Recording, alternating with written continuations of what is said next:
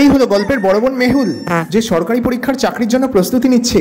তাকে 4th class স্টাফের ঝাড়ুদারের চাকরিটা পেতেই হবে। দু চোখে অনেক স্বপ্ন, কিন্তু এদিকে ছাদ ফুটো, জল পড়ছে ছ্যাঁচ্ছ্যাঁ করে। তাতে কি, পরীক্ষায় তো সে পাস করবেই। কিন্তু তার একটা বাজে স্বভাব আছে, সে পড়তে পড়তেই হঠাৎ করে ফোনটা হাতের মধ্যে নিয়ে কাকে যেন একটা দেখতে থাকে এবং মনে মনে খুশি হয়ে যায়। নমস্কার বন্ধুরা, আমি ভীমরুল। তোমরা তোমাদের মিষ্টি ভীমরুলকে তো সবাই চেনো।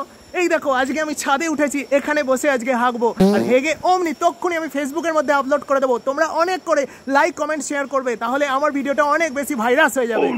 এই হলো গল্পের ছোট বোন ভীমরুল। এই হাগা থেকে শোয়া অবধি সবকিছুই ফেসবুকে দেখাতে ব্যস্ত।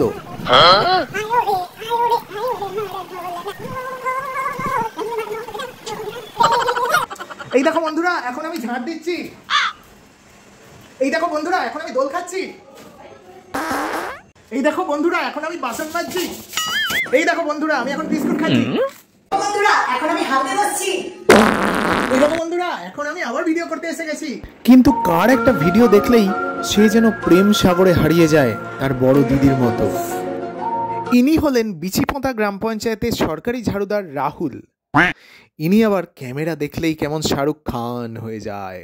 টিং টিং টিং টিং টিং টিং,